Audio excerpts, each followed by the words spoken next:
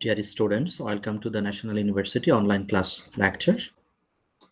During this pandemic, I feel proud to be the part of this National University online video class lecture as a research person. Today, I discuss about the bank management lecture number 7, subject management, BBA 4th years, course code 242601. Title of the lecture, Earning, Expense and Profitability of Commercial Bank. This is Aminul Haq Russell, Senior Lecturer, BBA Program, Daffodil Institute of IT. Our discussion topic today is Earning, Expense and Profitability of Commercial Bank. Okay, let's start our discussion, our lectures. In this chapter, we covered the following topics: introduction, source or earning structure of commercial bank, then source of expenditure and expense structure of commercial bank, and what factors influence the profitability of commercial bank, and profit planning. In this chapter, students can learn earning or income of a commercial bank and expenditure.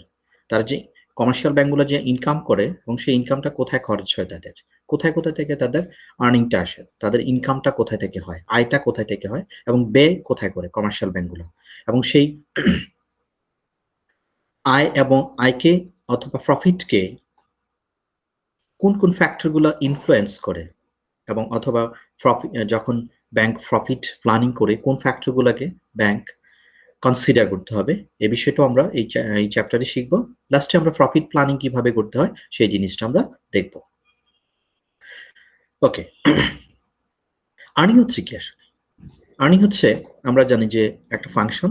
কিসের function? Earning হচ্ছে cost এবং রেভিনিউর একটা function.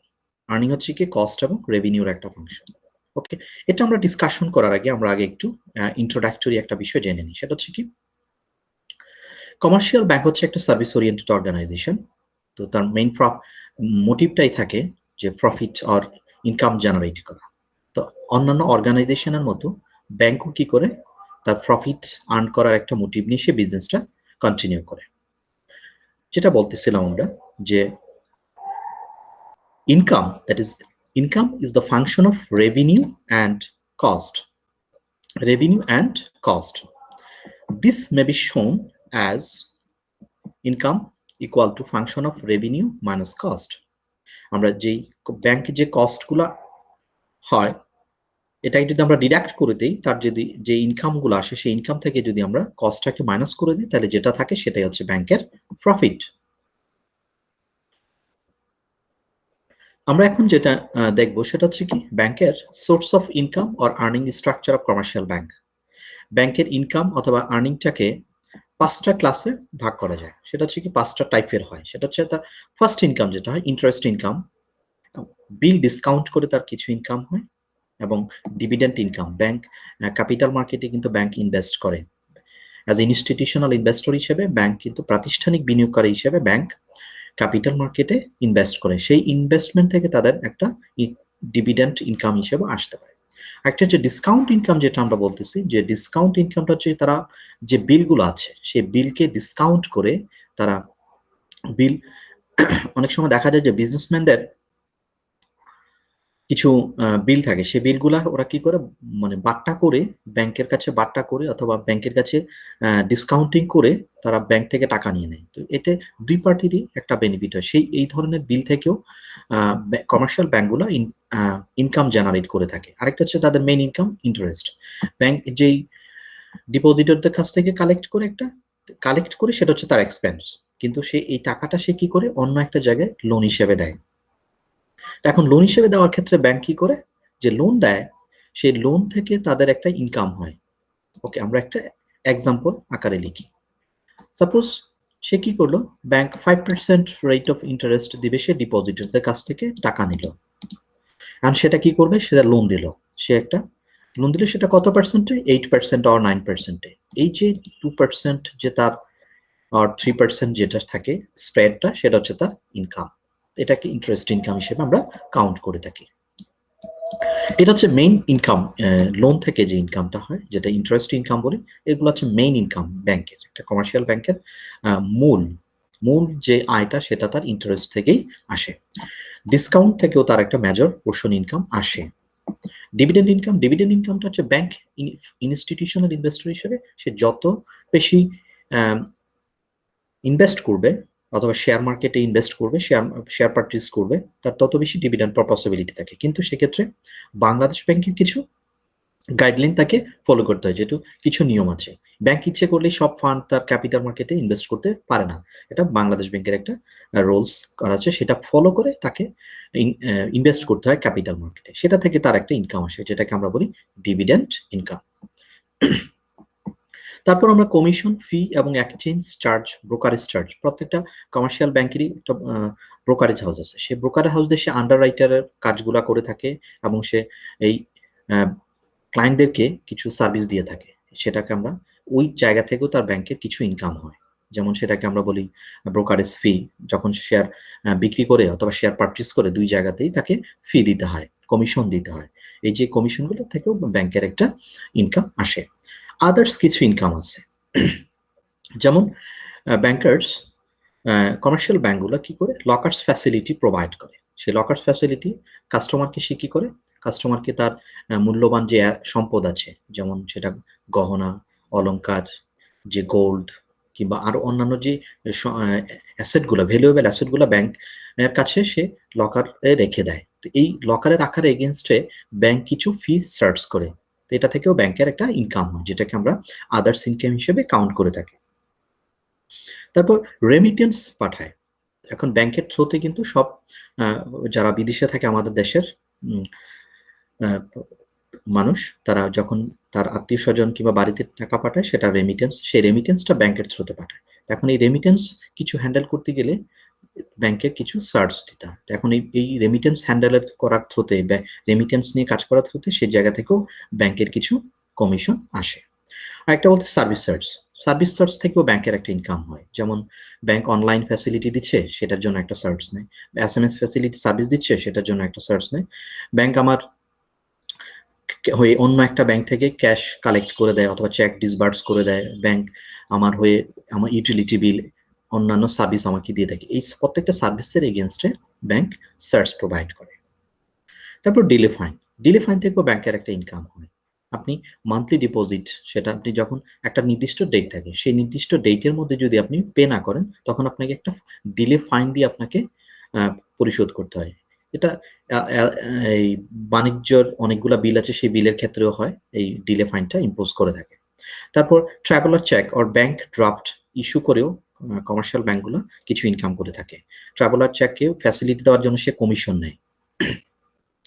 তারপর ব্যাংকগুলো LC open করার জন্য এবং guarantor হিসেবে কাজ করে, যে সেই জায়গা থেকেও ব্যাংক কিছু কমিশন পেয়ে থাকে।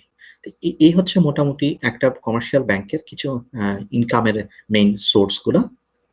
আশা করি সবাই তোমরা বুঝতে পেরেছো।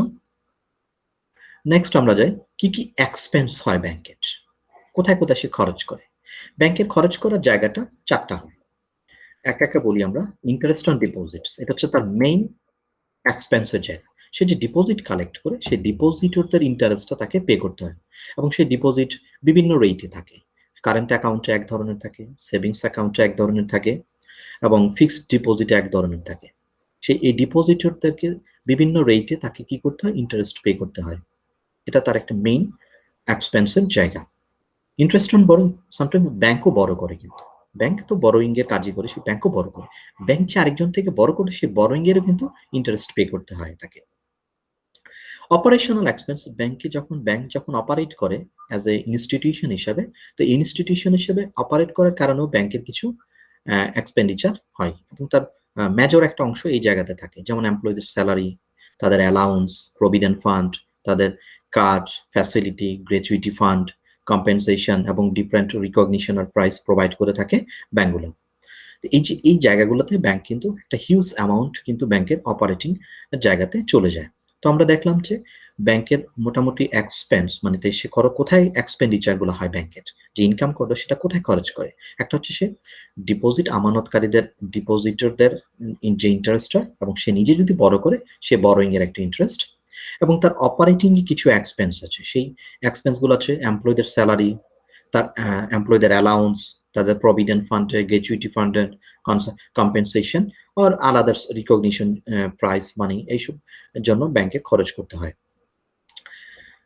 এবং টেকনোলজির জায়গাতেও কিন্তু এই জায়গাতে একটা ভালো খরচ হয় তার সেট আপের জন্য, অপারেশনাল এক্সপেন্সের মধ্যে। দেন আমরা বলতেছি আদার এক্সপেন্ডিচার।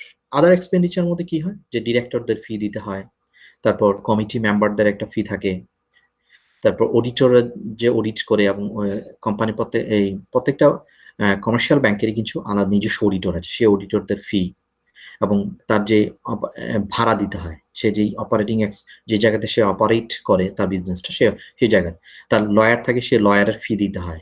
প্রত্যেকটা ব্যাংকেরই কিন্তু লয়ার আছে, তাকে ট্যাক্স দিতে হয়, তাকে ইন্স্যুরেন্স প্রিমিয়াম দিতে হয়, এবং তার প্রত্যেকটা অ্যাসেটের ডেপ্রিসিয়েশন সে তাকে ক্যালকুলেশন করতে হয় ব্যাংকে, এবং রিপেয়ার এবং মেইনটেনেন্সের কিছু খরচ আছে। তারপর প্রিন্টিং অ্যান্ড স্টেশনারিজের জন্য তার অনেকগুলো খরচ হয়, এবং ব্যাংকে আদার্স অর্গানাইজেশন মতো অন্যান্য যে অর্গানাইজেশনগুলো আছে, সেই অর্গানাইজেশনের মতোই কিন্তু ব্যাংকও কিন্তু অ্যাডভার্টাইজ করে, সেই অ্যাডভার্টাইজমেন্টের জন্য কিছু খরচ আছে। অ্যাডভার্টাইজিং এর জন্য সে ইলেকট্রনিক প্রিন্ট মিডিয়াতে সেটারও একটা খরচ আছে।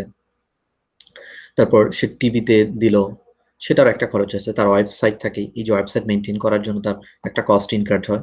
তো এই ছিল মোটামুটি ব্যাংকের এক্সপেন্ডিচারের জায়গাগুলো। ওকে, দেন আমরা দেখব যে কোন কোন ফ্যাক্টরগুলা ব্যাংকের প্রফিটেবিলিটি গুলাকে ইনফ্লুয়েন্স করে। আমরা এই চ্যাপ্টারে কিন্তু তিনটা টপিক, একটা হচ্ছে কি আমার সোর্স, ইনকাম, একটা প্রফিটেবিলিটি। তো আমরা সোর্স এবং ইনকাম, সোর্স অফ ইনকাম এবং সোর্স অফ এক্সপেন্ডিচার, এই দুটো আমরা কমপ্লিট করলাম, এবং আমরা এটাও জানলাম যে হোয়াট ইজ ইনকাম। আমরা দেখলাম যে ইনকাম হচ্ছে কি, ইনকাম হচ্ছে কস্ট এবং রেভিনিউর একটা ফাংশন। ওকে, আমরা এটা অলরেডি ডিসকাস করে ফেলেছি।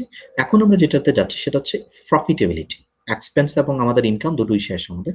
তো এখন আমরা যেটা নিয়ে আলাপ করব সেটা হচ্ছে factors influence the profitability of commercial bank. Commercial ব্যাংকগুলার প্রফিটেবিলিটিকে ইনফ্লুয়েন্স করে অনেকগুলো ফ্যাক্টর আছে। তার মধ্যে management of bank, management of bank এই বিষয়টা আমরা একটু দেখি। ম্যানেজমেন্ট কি করে? আমরা জানি যে ম্যানেজমেন্ট কিভাবে একটা বিজনেস অপারেট হবে সেটা প্ল্যানিং করে, আবার সেটার অর্গানাইজ করে তারপর সে লিড দেয়। এই যে ম্যানেজমেন্টের যে planning, organising, leading and controlling, এই যে লিডিং, কন্ট্রোলিং, এই সবগুলা বিষয়ের উপরে ডিপেন্ড করে ম্যানেজমেন্টের পারফরমেন্সটা কেমন হবে। যদি ম্যানেজমেন্ট, ব্যাংকের যে ম্যানেজমেন্ট থাকে, সেই ম্যানেজমেন্ট যদি প্ল্যান করতে ভুল করে প্রফিটের, তাহলে প্রফিট কমে যেতে পারে। আবার এই প্ল্যানিং যদি খুব ভালো হয় তাহলে প্রফিট বেড়ে যাবে। তো ম্যানেজমেন্টের ইফিসিয়েন্সি ডিপেন্ড করে যে তার প্ল্যানিং করার ক্যাপাবিলিটি, সারা কিভাবে প্ল্যান করতেছে, কিভাবে এক্সপানশন করবে, কিভাবে ইনভেস্ট করবে, কোন ইনভেস্টমেন্ট থেকে কতটুকু প্রফিট হবে, কতটা রিস্ক থাকবে, এবং সেটাকে কিভাবে অর্গানাইজ করবে, এবং কারা এটাকে লিড দিবে, এবং ফাইনালি সেটাকে ইভালুয়েশন করবে। এই যে কাজগুলো, এই কাজগুলো এফিশিয়েন্টলি যতটা করবে তত প্রফিট বেড়ে যাবে, আবার যতটা ইনএফিশিয়েন্ট হবে প্রফিট ততটা ফল করবে। আরেকটা বিষয় আমরা এই জায়গা থেকে বলতে পারি, সেটা হচ্ছে কি আমরা যখন দেখি একটা ক্যামেলস একটা ওয়ার্ড আছে ব্যাংকের পারফরমেন্স মেজার করার জন্য, ক্যামেলস, CAMELS, ক্যামেলস। এই ক্যামেলস এর মধ্যে ম্যানেজমেন্ট একটা শব্দ আছে। এই ম্যানেজমেন্ট হচ্ছে কি M for management, C for capital, asset, তারপর হচ্ছে আর্নিংস, লিকুইডিটি অ্যান্ড সেন্সিটিভিটি। আমাদের বিষয় হচ্ছে এখন ম্যানেজমেন্ট। এই ম্যানেজমেন্ট দিয়ে ব্যাংকের পারফরমেন্সটা মেজার করা হয়। তো পারফরমেন্স কি, প্রফিটেবিলিটি, বটম লাইন। সেই বটম লাইন যদি ভালো থাকে তাহলে ব্যাংক পারফরমেন্স ভালো, আদারওয়াইজ তাদের পারফরমেন্স ভালো না। তো ম্যানেজমেন্টের ইফিসিয়েন্সির উপরেই ডিপেন্ড করে আসলে ব্যাংকের প্রফিটেবিলিটি অনেকটা। ইফিসিয়েন্সি যদি ব্যাংকের খুব ভালো হয়, দ্যাট মিনস তারা যদি প্ল্যানিং করে খুব ভালোভাবে সেটাকে অর্গানাইজ করে ভালোভাবে এবং লিড দেয়, তাইলে তার ব্যাংকের প্রফিটেবিলিটি বেড়ে যাবে। If the bank failed to or management failed to prepare a plan efficiently, then profit will go down, profit তখন ফল করবে। সেকেন্ড আমাদের যে ইনফ্লুয়েন্সিয়াল ফ্যাক্টর হচ্ছে প্রফিটেবিলিটিকে ইনফ্লুয়েন্স করে একটা কমার্শিয়াল ব্যাংকের প্রফিটেবিলিটিকে ইনফ্লুয়েন্স করে যে ফ্যাক্টরটা, তা ইকোনমিক কন্ডিশন। ইকোনমিক কন্ডিশন বলতে আসলে কি বোঝায়? ইকোনমিক কন্ডিশন বলতে বোঝাচ্ছে যে দুটো জায়গা, একটা হচ্ছে আমার ন্যাশনাল ইকোনমি, আমার ন্যাশনাল ইকোনমিতে কি অবস্থা, আর একটা হচ্ছে আমি যেই এরিয়াতে ব্যাংকটা আমার ব্রাঞ্চটা আছে সেই লোকাল এরিয়ার। একটা হচ্ছে আমার ন্যাশনাল ইকোনমিক কন্ডিশন, আর একটা হচ্ছে লোকাল এরিয়ার কন্ডিশন। এখন ন্যাশনাল ইকোনমিক কন্ডিশন যদি ভালো থাকে তাহলে লোকাল কন্ডিশনটাও ভালো হওয়ার পসিবিলিটি থাকে। তো ন্যাশনাল ইকোনমিক কন্ডিশন যদি আমার খুব বোম অবস্থা থাকে, তখন ব্যাংকের ইনভেস্টমেন্ট অপরচুনিটি বেড়ে যায়, তখন ইন্ডাস্ট্রিয়ালাইজেশন খুব বেশি হয়, তখন ব্যাংক ও লোন দিতে পারে বেশি এবং তার ইনকাম অপরচুনিটিও বেড়ে যায়, দ্যাট মিনস তার প্রফিটেবিলিটি হাই হয়ে যায়।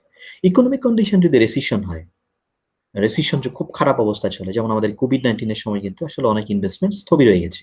তার কারণ তার ইকোনমিক কন্ডিশন ভালো ছিল না। ইকোনমিক কন্ডিশনটা খারাপ হয়েছে, সোশ্যাল একটা ফ্যাক্টর তাকে ইনফ্লুয়েন্স করেছে, যেটা সারা গ্লোবালাইজেশন একটা প্রবলেম ছিল। তো ইকোনমিক কন্ডিশনে যেটা হয় যে ন্যাশনাল এবং লোকাল, যেটা বলেছিলাম যে ন্যাশনাল ইকোনমিক কন্ডিশন যদি খুব ভালো হয় তাহলে ইনভেস্টমেন্ট অপরচুনিটি বেড়ে যায়, ইন্ডাস্ট্রিয়ালাইজেশনের গ্রোথ হয়, তো ব্যাংক সেই জায়গায় ইনভেস্ট করতে পারে, তার প্রফিটেবিলিটিও সেক্ষেত্রে অনেক বেড়ে যায়। সেকেন্ড আমরা যেটা বলতেছি সাইজ। সাইজ বলতে যেটা বোঝাচ্ছি যে ইকোনমিক সাইজ, একটা দেশের ইকোনমিক সাইজ জিডিপি এবং জিএনপি, ন্যাশনাল ইনকাম, এইসব দিয়ে মেজার করা হয়। এখন যদি ব্যাংকের সরি ইকোনমিক সাইজ একটা ন্যাশনের যদি খুব ভালো হয়, ইকোনমিক সাইজ যদি অনেক বড় হয়, তখন ব্যাংকগুলো একটা রোল প্লে করতে পারে। ইকোনমিক সাইজ বড় হওয়া মানে হচ্ছে কি, তার ইনভেস্টমেন্ট অপরচুনিটি আসবে, ফরেন ইনভেস্টমেন্ট আসবে, তার লোকাল যেই উদ্যোক্তা আছে তারা অনেক ইনভেস্ট করতে আগ্রহী হবে। এই ইনভেস্ট করার আগ্রহ থাকার কারণে তারা কি করবে, তারা অনেক বেশি ইনভেস্টমেন্ট পাবে। এখন এই ইনভেস্টমেন্ট করার জন্য টাকা লাগবে, এখন ইনভেস্টররা টাকার জন্য কোথায় যাবে? ব্যাংকে যাবে। এখন ব্যাংকে যত বেশি ইনভেস্ট করবে, তার মানে তার ইনভেস্টমেন্ট যদি বাড়ে, ইনভেস্টমেন্ট যদি তার বেড়ে যায়, তাহলে তার প্রফিটেবিলিটিও বেড়ে যাবে, তার প্রফিটেবিলিটিও বেড়ে যাবে। এখন ইনভেস্টমেন্ট কখন বাড়বে? ইনভেস্টমেন্ট তখনই বাড়বে যখন ইকোনমিক কন্ডিশন এবং একটা দেশের ইকোনমিক সাইজ অনেক লার্জ হয়, তখনই দেখা যাবে যে কমার্শিয়াল ব্যাংকগুলোর ইনভেস্টমেন্ট বেড়ে যাচ্ছে এবং প্রফিটেবিলিটিও তখন বেড়ে যায়। তো একটা আরেকটার সাথে আসলে খুব ইন্টাররিলেটেড, ইন্টারকানেক্টেড, একটা ফ্যাক্টর আরেকটা ফ্যাক্টরের সাথে ইন্টারকানেক্টেড। আমরা যেটা বলতেছিলাম যে ম্যানেজমেন্ট যদি ইফিশিয়েন্ট হয়, তখন ওনারা ইকোনমিক কন্ডিশনটাও বুঝতে পারবে এবং ইকোনমিক সাইজটাও বুঝতে পারবে। যেমন আমাদের দেশের ইকোনমিক সাইজ এখন কত ছিল, আমাদের স্বাধীনতার পর কত ছিল, আমাদের জিডিপি পার ক্যাপিটা ইনকাম সেটা কত ছিল, আমাদের এতগুলো ইকোনমিক জোন হয়েছে, সেটা কেন হয়েছে, কিভাবে হয়েছে? কারণ আমাদের ইকোনমিক সাইজ বড় হচ্ছে। ইকোনমিক সাইজ বড় হওয়ার কারণে আমাদের ইনভেস্টমেন্ট অপরচুনিটি গুলো বেড়ে যাচ্ছে। তো ইনভেস্টমেন্ট অপরচুনিটি বেড়ে যাওয়ার মানেই হচ্ছে সেটার সাথে ব্যাংক ইনভলভ হবে, কারণ ইকোনমিতে মানির সাপ্লাইটা দেয় ব্যাংক, ইকোনমিতে মানির ফ্লোটা ঠিক রাখে ব্যাংক, সেন্ট্রাল ব্যাংকের থ্রুতেই ব্যাংকগুলো কাজগুলো করে। তো এই জন্য আমরা বলতেছি যে ইকোনমিক কন্ডিশন এবং ইকোনমিক সাইজ যদি দুটো জিনিস যদি ঠিক থাকে এবং ম্যানেজমেন্ট যদি ইফিসিয়েন্টলি সেটাকে ট্যাকেল দিতে পারে, তখনই দেখা যায় একটা কমার্শিয়াল ব্যাংকের প্রফিটেবিলিটি বেড়ে যায়। আদারওয়াইজ ব্যাংকের প্রফিটেবিলিটি ফল করার পসিবিলিটি সব বেশি থাকে। তারপর আমরা যেটা বলতেছি ইন্টারেস্ট রেট। এখন মার্কেট হচ্ছে অনেক কম্পিটিটিভ মার্কেট। এখন কম্পিটিটিভ মার্কেটের মধ্যে ইন্টারেস্ট রেট একটা বড় ফ্যাক্টর। কম্পিটিটিভ মার্কেটে দেখা যায় যে ইন্টারেস্ট রেট যদি আমার আমানতকারীরা যদি আমি যদি ইনভেস্টমেন্ট বাড়াইতে চাই, তখন দেখা যায় যে আমি যদি ইনভেস্টমেন্ট বেশি করতে চাই অথবা ইনভেস্টমেন্ট যদি আমার অপরচুনিটি বেশি আসে, তখন উদ্যোক্তা যারা আছে ওনারা বলে যে ইন্টারেস্ট রেটটাকে কমিয়ে দিতে।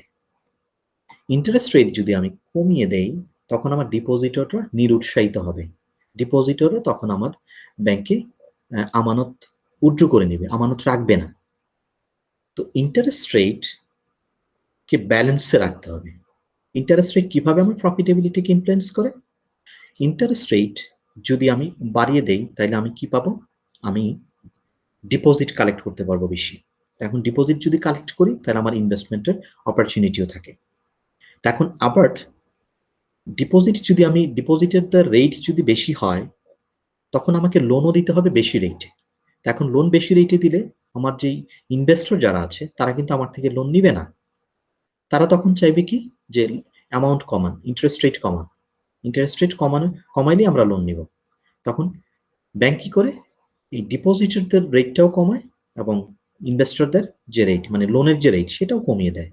তো এখন কমটা কিভাবে করবে? এফিসিয়েন্টলি করবে। তার মানে ইন্টারেস্ট রেট যদি ফ্ল্যাকচুয়েট করে, তাহলে ব্যাংকের প্রফিটেবিলিটি ফ্ল্যাকচুয়েট করবে। তখন ব্যাংকে কি করতে হয়, একটা ব্যালেন্স করতে হয়। তার এই প্রফিটেবিলিটির মধ্যে ব্যাংকে কি করতে হয়, একটা ব্যালেন্স করতে হয়। আশা করি আমাদের এই অংশটা ক্লিয়ার হয়েছে।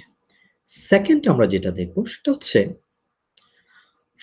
আরো কিছু ফ্যাক্টর আছে, যে factor influence the profitability commercial bank. এই টপিকটা আমরা আলাপ করতেছি। তো এর মধ্যে হচ্ছে কম্পিটিটিভ কন্ডিশন। কম্পিটিটিভ কন্ডিশনের বিষয়টা কি হয়, দেখা যায় যে আমাদের দেশে অথবা প্রত্যেকটা দেশেই ব্যাংকিং এর ব্যাংকগুলোর মধ্যে, কমার্শিয়াল ব্যাংকগুলোর ভিতরে একটা তীব্র প্রতিযোগিতা হয়। তীব্র প্রতিযোগিতা কিভাবে হয়, যে ব্যবসায়ের ক্ষেত্রে দেখা যায় যে তার এই প্রতিযোগিতাটা তার প্রফিটেবিলিটিকে ইনফ্লুয়েন্স করে। প্রফিটেবিলিটি ইনফ্লুয়েন্স করে। দেখা যায় যে অনেক ব্যাংক বেশি মুনাফার করার আশায় সে কি করে, ইন্টারেস্ট রেট কমিয়ে দেয়। তো তখন ইন্টারেস্ট রেট যদি সে কমিয়ে দেয়, তখন তার যেই থাকে, ডিপোজিটরও তখন কিন্তু তার ব্যাংকে নিরুৎসাহিত হয়। তা এখন নিরুৎসাহিত হওয়ার কারণে কি করে, ব্যাংকগুলো ওইভাবে ডিপোজিটও কালেক্ট করতে পারে না, তখন সে লোনও দিতে পারে না। তো তখন ব্যাংক কি করে, এই কম্পিটিটিভ এনভায়রনমেন্টে তাকে টিকে থাকার জন্য ব্যাংকে এমন একটা লোনের একটা ব্যালেন্স করতে হয়, লোনের রেটের, যেন সে মার্কেটেও টিকে থাকতে পারে এবং ডিপোজিটেরও থাকে। তো এই জন্য ব্যাংকগুলো তার ডিফারেন্ট যে ক্লায়েন্ট থাকে, যেমন savings account, current account, fixed deposit, এই রেটগুলোকে এমনভাবে রিশাফল করে, এমনভাবে তৈরি করে, যেন খুব স্মুথলি তারা কি করতে পারে, ব্যালেন্স করতে পারে। কার সাথে? ডিপোজিটরদের সাথে, এবং তার যে লোন নেয় যারা, মানি সিকার্স যারা, তাদের সাথে একটা ব্যালেন্স করে। এখন এই ব্যালেন্স করে ব্যাংকগুলো এই প্রফিটেবিলিটিটাকে বাড়াতে পারে। যদি কম্পিটিটিভ কন্ডিশনে দেখা যায় যে সে যদি তার স্ট্র্যাটেজিটাকে রিজিট করে রাখে, তখন সে কম্পিটিটিভ মার্কেটে টিকে থাকতে পারবে না। আর কম্পিটিটিভ মার্কেটে যদি সে টিকে না, তাহলে প্রফিট করবে কিভাবে? তো প্রফিটেবিলিটি ফ্যাক্টরটাকে কম্পিটিটিভ যে কন্ডিশনটা, সেটা খুব ভালোভাবে ইনফ্লুয়েন্স করে। সেকেন্ড আমরা যে টপিকটা দেখতেছি সেটা হচ্ছে পার্সেন্ট অফ রিসোর্স এমপ্লয়েড। মনে করেন একটা ব্যাংকের মধ্যে স্কিল পারসন আছে, সেই স্কিল পারসন যদি থাকে, তারা ইফিসিয়েন্টলি সার্ভিস প্রোভাইড করতে পারবে, ইফিসিয়েন্টলি ডিসিশন নিতে পারবে। তখন দেখা যাবে যে ব্যাংকের কাস্টমার বেড়ে গেছে। কাস্টমার বেড়ে যাওয়ার কারণে ব্যাংকের প্রফিটেবিলিটিও তখন বেড়ে যাবে। যদি দেখা যায় যে স্কিল এমপ্লয়েড রিসোর্স পারসন যদি তাদের না থাকে, তখন দেখা যায় যে ব্যাংকের যে প্রফিটেবিলিটি, সেটার মধ্যে একটা ধাক্কা লাগে। কিভাবে ধাক্কাটা লাগে? স্কিল পারসন না থাকার কারণে তখন ক্লায়েন্ট সরে যায়। দেখা যায় যে ক্লায়েন্টরা অন্য ব্যাংকে শিফট করে। কারণ ক্লায়েন্ট হচ্ছে যেই জায়গায় সার্ভিসটা ভালো পাবে, সে ওই জায়গায় যাবে। কারণ ব্যাংক হচ্ছে service oriented organisation, customer service নেওয়ার জন্য আসবে। তো প্রফিটেবিলিটিকে একটা স্কিল হিউম্যান রিসোর্স যদি থাকে, ব্যাংকটার যদি থাকে, তখন প্রফিটেবিলিটি কমার্শিয়াল ব্যাংকের বেড়ে যাওয়ার পসিবিলিটি থাকে। তারপর security gain and loss. Security gain and লসের বিষয়টা কি হচ্ছে? সিকিউরিটি গেইন এন্ড লসের যে কথাটা আমরা বলতেছি, শেয়ার মার্কেটে কি হয়? শেয়ার মার্কেটে শেয়ার প্রাইস ফ্ল্যাকচুয়েট করে, মানে ওঠানামা করে। এই শেয়ার প্রাইস ফ্ল্যাকচুয়েট করার কারণে ব্যাংকের প্রফিটেবিলিটিও ফল করে। কারণ শেয়ার হোল্ডাররা যখন শেয়ারটা পারচেস করতে যায়, তখন পারচেস করতে গেলে তখন কতগুলো ফ্যাক্টরকে তারা জাস্টিফাই করে দেন শেয়ার পারচেস করে। তার মধ্যে একটা হচ্ছে যে তার আর্নিং পার শেয়ার, তার ম্যানেজমেন্ট পলিসি কি, তার ক্যাপিটাল রিটার্ন অন ক্যাপিটাল কতটুকু, তার নেট অ্যাসেট ভ্যালু কতটুকু, তার তার নেট অ্যাসেট ভ্যালু কতটুকু, তারপর হচ্ছে তার আর্নিং পার শেয়ার কেমন, যেটা বলতেছিলাম। এইসব বিষয়গুলো দেখে ব্যাংকের প্রফিটেবিলিটির মধ্যে হিট করে। যদি সিকিউরিটিতে খুব বেশি ক্যাপিটাল মার্কেট যদি ভালো কন্ডিশনে থাকে, তখন সিকিউরিটি থেকে সে একটা আর্ন করতে পারে, তার ইভেন তার নিজস্ব শেয়ারও কিন্তু তখন ভালো অবস্থায় থাকে। সেম ভাবে সে লস করতে পারে। কিভাবে লস করে? যখন ক্যাপিটাল মার্কেট ফল করে যায় তখন সে কিন্তু লস করে, তখন তার প্রফিট ওইভাবে গেইন করার পসিবিলিটি থাকে না কিন্তু। তারপর লাস্ট যে ফ্যাক্টরটার কথা বলতেছি যে প্রফিটেবিলিটিকে ইনফ্লুয়েন্স করে, সেটা হচ্ছে loan loss and recovery. Commercial ব্যাংকের কাজই হচ্ছে লোন দেওয়া। এখন দেখা যায় যে কিছু লোন তারা রিকভারি করতে পারে না, যেটাকে আমরা কুরিন বলি অথবা নন পারফর্মিং লোন বলি, যে লোনটা তার পাওয়ার পসিবিলিটি কমে যায়। তো যে লোন লসের কারণে তার প্রফিটেবিলিটির মধ্যে একটা ইফেক্ট পড়ে। যদি সে এটা রিকভারি করতে পারে তো ভালো প্রফিটেবিলিটি বেড়ে যায়। যদি লোন লসটা সে রিকভারি না করতে পারে তখন তার প্রফিটেবিলিটি কমে যায়। দেখ, আমাদের দেশেও ব্যাংকিং সেক্টরে এখন আমাদের নন পারফর্মিং অনেক হিউজ লোন আছে, অনেকগুলা ব্যাংক তাদের লোনগুলাকে রিকভারি করতে পারে না। তো এটার কারণে তাদের প্রফিটে কমে যায়। কারণ তাকে কুরিন সঞ্চিতি রাখতে হয়, সেই জায়গাতে সঞ্চিতি রাখার জন্য তার প্রফিট থেকেই কমে যায় এবং আলটিমেটলি তার যদি লোন রিকভারি না করতে পারে তখন সেই জায়গা থেকে কোনো ইনকাম আসবে না, তো তার আলটিমেটলি প্রফিটটা কমে যাবে। তো আমরা দেখলাম কি এই যে এই ফ্যাক্টরগুলা ব্যাংকের প্রফিট, আরো ফ্যাক্টর আছে ব্যাংকের প্রফিটেবিলিটিকে ইনফ্লুয়েন্স করে। যেমন কাস্টমারের অ্যাটিটিউডও প্রফিটেবিলিটির মধ্যেই ডিপেন্ড করে, কোন ইন্ডাস্ট্রিতে ব্যাংকগুলো লোন দিচ্ছে, একটা সেক্টরে কি সব লোন দিয়ে দিচ্ছে কিনা, সেটাও কিন্তু প্রফিটেবিলিটিকে ইনফ্লুয়েন্স করে। ব্যাংক যদি একটা সেক্টরে যদি সবগুলো লোন দিয়ে দেয়, দেখা যাবে যে একটা সেক্টর যদি ফল করে কোনো কারণে তখন তার ব্যাংকের প্রফিটেবিলিটিটাও ফল করবে। তো ব্যাংকে কি করতে হবে? ডাইভার্সিফাই করতে হবে। তার প্রফিটেবিলিটিকে বাড়ানোর জন্য, প্রফিটেবিলিটিকে ম্যানেজ করার জন্য তাকে কি করতে হবে? ডাইভার্সিফাইড সেক্টরে তাকে লোন দিতে হবে। তাকে শুধু লার্জ স্কেল যে অপারেশন করে সেই ইন্ডাস্ট্রিতে লোন দিলে হবে না, আবার স্মল স্কেলেও দিলে হবে না। তো তাকে কি করতে হবে? পোর্টফোলিওটা এমনভাবে বিল্ড আপ করতে হবে যেন সেই স্মল স্কেলে এবং মিডিয়ামে এবং লার্জ স্কেলে যে অপারেশন করে সেই বিজনেসগুলোকেও লোন দিতে পারে। তখন তার প্রফিটেবিলিটিটা একটা ডাইভার্সিফিকেশন হয়, পোর্টফোলিওটা তখন খুব ভালোভাবে কাজ করে। তো এই ছিল আমাদের প্রফিটেবিলিটিকে ইনফ্লুয়েন্স করে যে ফ্যাক্টরগুলো আমরা দেখলাম। ওকে, দেন আমরা দেখব ব্যাংক প্রফিটেবিলিটি কিভাবে প্ল্যান করে, মানে ব্যাংক প্রফিটেবিলিটি প্ল্যানটা কিভাবে করে। তো ব্যাংক প্রফিটেবিলিটি প্ল্যান করার জন্য মোটামুটি 10টা স্টেপ ফলো করে। ফার্স্ট কি করে? সে ফোরকাস্ট করে। কি ফোরকাস্ট করে? সে ফোরকাস্ট করে ইকোনমিক এবং ফাইন্যান্সিয়াল ফোরকাস্ট করে। কার ফোরকাস্ট? ন্যাশনাল এবং লোকাল, যেটা আমি একটু আগে বলেছিলাম। তো ব্যাংক প্রফিটেবিলিটি প্ল্যান করাটা বিষয়টা কি? মানে একটা পার্টিকুলার ইয়ারে ব্যাংক কিন্তু একটা এস্টিমেট করে যে আমার এই বছর যে 2021 সালে আমার প্রফিট কেমন হবে, 2022 কেমন প্রফিট হবে। তো এটার একটা এস্টিমেট করে। এই প্ল্যানটা কিভাবে করে সেই জিনিসটাই আমরা এই টপিকে বুঝতে চেষ্টা করি। তো প্রথম স্টেপে যেটা বলতেছে যে ব্যাংক প্রথমে কি করে? একটা প্রিপেয়ারে ইকোনমিক অ্যান্ড ফাইন্যান্সিয়াল ফোরকাস্ট, যে আমাদের জিডিপি গ্রোথ কোথায় যাবে, গভর্নমেন্টের কি কি প্রজেক্ট আছে, গভর্নমেন্টের মেগা প্রজেক্ট কি আছে, কারণ ব্যাংক থেকে লোন নিয়েও গভর্নমেন্ট বিভিন্ন প্রজেক্ট করে। তো এই যে ইকোনমিক এবং ফাইন্যান্সিয়াল ফোরকাস্ট করে ন্যাশনাল এবং লোকাল ইকোনমির। সেকেন্ড কি করে? Set preliminary goal for EPS and return on capital. তার প্রথম একটা প্রিলিমিনারি একটা প্রাথমিকভাবে কি করে তার ইপিএস কত হতে পারে এই বছর সেটা ঠিক করে, এবং তার রিটার্ন ক্যাপিটালের এগেইনস্টে তার রিটার্ন কত হবে সেই জিনিসটা সে প্রিলিমিনারি সেট করে। থার্ড, তার ক্রেডিটের ডিমান্ড কেমন হবে, ডিমান্ডের টাইপস কেমন হবে, এবং আদার সার্ভিস কি হবে প্রত্যেকটা ব্রাঞ্চে এবং প্রত্যেকটা সেকশনের। Estimate the demand for credit by types and for other service at each branch and section. প্রত্যেকটা সেকশনের এবং ব্রাঞ্চের ডিমান্ড, ক্রেডিট ডিমান্ড কেমন থাকবে সেই জিনিসটা এস্টিমেট করে। দেন এস্টিমেট করবে কত অ্যামাউন্ট এবং কি ধরনের ডিপোজিট থেকে তার ফান্ড আসবে। Estimate the amount and types of deposits and other funds. সে কতটুকু ডিপোজিট সে কালেক্ট করতে পারবে এবং কোন টাইপস থেকে সে নিয়ে আসবে। সে কি সেভিংস অ্যাকাউন্ট থেকে, নাকি কারেন্ট অ্যাকাউন্ট থেকে, নাকি তার ফিক্সড ডিপোজিট থেকে, নাকি তার অন্য কোনো ডিপোজিটের ক্লাসিফিকেশন থেকে আসতে পারে, এবং আদার ফান্ড যেটা আমরা বলতেছি। Fifth, each branch and section submit a profit plan. প্রত্যেকটা ব্রাঞ্চ অথবা সেকশন যেটাই আমরা বলি তাদের প্রফিট প্ল্যানটাকে সাবমিট করবে। সাপোজ সোনালী ব্যাংকের যদি 300টা ব্রাঞ্চ থাকে, তো সোনালী ব্যাংকের 300টা ব্রাঞ্চ থেকে তার প্রফিট প্ল্যান সে পাঠাবে। ওই যে এজন্যই তাকে কি করতে হবে, ন্যাশনাল ইকোনমির সাথে সাথে তাকে লোকাল ইকোনমিটাও দেখতে হবে। কারণ ন্যাশনাল ইকোনমি সব জায়গাতে ইনফ্লুয়েন্স করবে হয়তো সিমিলার ভাবে, কিন্তু লোকাল ইকোনমি সব জায়গায় সিমিলার ভাবে ইনফ্লুয়েন্স করবে না।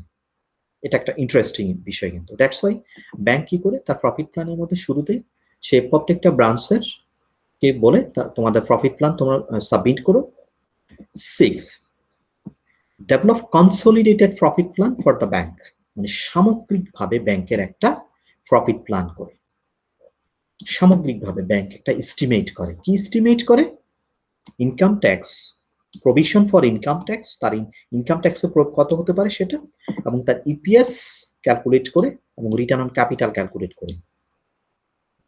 একটা কিন্তু সে প্রিলিমিনারি ঠিক করলো, এবং প্রত্যেকটা ব্রাঞ্চ থেকে সে কি করবে, ইপিএস এবং রিটার্ন অন ক্যাপিটাল নিয়ে প্ল্যান চাইবে। সেই প্ল্যানটার সাথে তার এই যে কনসলিডেটেড যেটা মানে সামগ্রিকভাবে যেটা সে তৈরি করছে সেই তার সাথে কম্পেয়ার করবে। Compare EPS and ROC, return on capital, with preliminary goal and critically review branch and unit profit plan.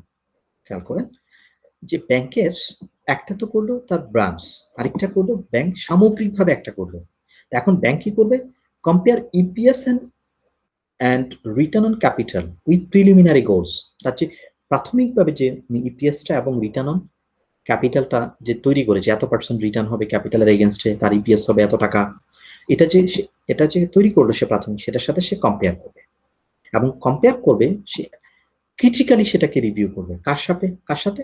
Review branch and unit profit plan, প্রত্যেক ইউনিট থেকে কতটুকু প্রফিট হবে সেটার একটা প্ল্যান দেখবে ওনারা। তারপর ইভালুয়েট অল্টারনেটিভ স্ট্র্যাটেজি। ব্যাংক কি করবে, তার এখন কি করবে, স্ট্র্যাটেজি ঠিক করবে। কি করার জন্য? তার ইপিএস এবং রিটার্ন অন ক্যাপিটালটাকে ঠিক রাখার জন্য। ইভালুয়েট, তাকে সে মূল্যায়ন করবে এই যে ব্রাঞ্চের সাপেক্ষে তার ন্যাশনাল এবং লোকাল ইকোনমিক এবং ফাইন্যান্সিয়াল কন্ডিশনগুলো দেখে, তার ডিমান্ড ফর ক্রেডিট এবং ডিপোজিট কতটুকু কালেক্ট হবে, কোন এরিয়াতে কতটুকু বেশি কালেক্ট হবে, কোন ব্রাঞ্চে বেশি হবে, কোন ব্রাঞ্চে কম হবে, এই সবগুলা বিষয়কে ক্রিটিক্যালি ইভালুয়েট করে ব্যাংক কি করবে, ইভালুয়েট করেই ব্যাংক তার প্রফিট প্ল্যানটা ঠিক করবে। দেন ব্যাংক কি করবে, ইভালুয়েট অল্টারনেটিভ স্ট্র্যাটেজি ঠিক করার পরে সে কি করবে, এবং অল্টারনেটিভগুলো কেন নিবে, যেন তার প্রফিটটাকে সে কি করতে পারে, ইনক্রিজ করতে পারে। দেন বলতেছি আমরা draft final profit plan, finally একটা প্রফিট প্ল্যান ড্রাফট করবে ব্যাংক। ড্রাফট করার পরে ব্যাংক সেটাকে মেজার্স রেজাল্ট ওভার দি ইয়ার, এবং ব্যাংক কি করবে, সারা বছর সেটাকে কিন্তু ব্যাংক একটা রিভিউর মধ্যে রাখবে, ইভালুয়েট করতে থাকবে কিন্তু ব্যাংক কার সাপেক্ষে, এই ড্রাফটের সাপেক্ষে। তো আমরা একটা ব্যাংক দেখলাম যে একটা ব্যাংক, কমার্শিয়াল ব্যাংক কিভাবে প্রফিট প্ল্যান করে। ফার্স্টে সে কি করে, যে ইকোনমিক এবং ফাইন্যান্সিয়াল কন্ডিশনটা দেখে। তো আমরা যা একটু আগেই পড়েছিলাম যে ইকোনমিক সাইজ, তারপর লোকাল ইকোনমি এবং ন্যাশনাল ইকোনমি, তারপর ইকোনমিক কন্ডিশন, এই ফ্যাক্টরগুলো কি করে প্রফিটকে ইনফ্লুয়েন্স করে। তো ব্যাংক, কমার্শিয়াল ব্যাংকগুলো যখন প্রফিট প্ল্যান করবে সে মাস্ট বি এই ফ্যাক্টরগুলোকে সে কনসিডার করবে, যেটা ফার্স্ট পয়েন্টটা দিয়ে লেখা আছে যে prepare economic and financial forecast for national and economic condition, national and economic condition. এটা বোঝার পরেই সে কি করবে, একটা প্রিলিমিনারি একটা গোল সেট করবে, কিসের, ইপিএস এর এবং রিটার্ন অন ক্যাপিটালের। দেন সে কি করবে, তার ডিমান্ড, ক্রেডিটের ডিমান্ড কেমন, তার ব্যাংকের প্রত্যেকটা ব্রাঞ্চের অথবা প্রত্যেকটা সেকশনের ক্রেডিট ডিমান্ড কেমন, কোন ধরনের ক্রেডিট ডিমান্ড বেশি, কোন ধরনের ক্রেডিট এর ডিমান্ড কম, সে এই বিষয়টাকে এস্টিমেট করবে। সেকেন্ড, সে যে জিনিসটা দেখবে, ফোর্থ সে দেখবে যে amount and types of amount, কত ডিপোজিট আসবে এবং কোন ধরনের ডিপোজিট থেকে কত অ্যামাউন্ট আসবে, এবং আদার ফান্ড থেকে সে কতটুকু ফান্ড রেজ করতে পারবে, এই বিষয়গুলো সে এই জায়গার মধ্যে অ্যানালাইসিস করবে, এস্টিমেট করবে। দেন প্রত্যেকটা ব্রাঞ্চকে একটা অর্ডার দিবে যে each branch and section submit profit plan দিবে। দেওয়ার পরে ব্যাংক একটা সামগ্রিকভাবে একটা প্রফিট প্ল্যান তৈরি করবে, যেটাকে কনসোলিডেটেড প্রফিট প্ল্যান বলতেছে ফর দ্য ব্যাংক, এবং সাথে এস্টিমেট করবে provision for income tax, then calculate করবে earning per share and return on capital. এই দুটো ক্যালকুলেশন করার পরে ব্যাংক কি করবে, কম্পেয়ার করবে এই যে প্রিলিমিনারি যেটা সেট করেছে ইপিএস এবং এটার সাথে কম্পেয়ার করবে। কম্পেয়ার করার পরে সে ক্রিটিক্যালি সেটা রিভিউ করবে। ক্রিটিক্যালি রিভিউ কি করবে, প্রত্যেকটা ব্রাঞ্চের একটা হিসাব করবে, তারপর national economic condition, local economic condition, economic size, গভর্নমেন্টের পলিসি এবং বাংলাদেশ ব্যাংকের রেগুলেশনস কি চেঞ্জ হতে পারে, এইসব বিষয়গুলোকে ক্রিটিক্যালি রিভিউ করে তখন সে কি করবে, একটা ইউনিট প্রফিট প্ল্যান তৈরি করবে। লাস্ট স্টেপ এইটাই, সে কমার্শিয়াল ব্যাংক কি করবে, প্রফিট ব্যাংকের বাড়ানো যায় কিভাবে, তার বাড়ানোর জন্য অল্টারনেটিভ স্ট্র্যাটেজি ফলো করবে। ব্যাংক কি করবে, অল্টারনেটিভ স্ট্র্যাটেজিগুলো সে ইভালুয়েট করবে। সে একটা স্ট্র্যাটেজি যদি কাজ না করে তখন তার এগেনস্টে আরেকটা অল্টারনেটিভ সেই স্ট্র্যাটেজি তৈরি করবে। এরকম করে স্ট্র্যাটেজি তৈরি করে রাখবে ব্যাংক। দেন ব্যাংক তার প্রফিটের একটা ড্রাফট ফাইনাল করবে এবং এই ড্রাফটটা সে সারা বছর কি করতে থাকবে, সারা বছর সেটাকে রিভিউ করতে থাকবে, সারা বছর সেটাকে রিভিউ করতে থাকবে। ওকে, আশা করি স্টুডেন্ট সবাই আপনারা বুঝতে পেরেছেন বিষয়টা। এই চ্যাপ্টারে আমরা যেটা ওভারভিউ করেছিলাম সেটা হচ্ছে ব্যাংকের এক্সপেন্স গুলা কোন কোন জায়গায়, এক্সপেন্ডিচার গুলা কোথায় হয়, ব্যাংকের ইনকাম কোথায় থেকে আসে, এবং ইনকাম প্রফিটেবিলিটি, দ্যাট মিনস ইনকামকে ইনফ্লুয়েন্স করে কোন ফ্যাক্টরগুলো, এবং ব্যাংক কিভাবে একটা প্রফিট প্ল্যান তৈরি করে, এই বিষয়টা আমরা এই চ্যাপ্টারে আলাপ করেছি। তো আশা করি সবাই বুঝতে পেরেছেন। যদি কারোর কোনো সমস্যা থাকে তো সবাই কি করবেন, আমার মেইল অ্যাড্রেস দেওয়া আছে, মেইল অ্যাড্রেসে আপনাদের যদি কোনো কোয়েশ্চেন থাকে তো আপনারা কোয়েশ্চেন আমার সাবমিট করবেন, আমি আনসার দেওয়ার চেষ্টা করব। তো সবাই ভালো থাকবেন, সুস্থ থাকবেন, নিরাপদ থাকবেন। আল্লাহ হাফেজ।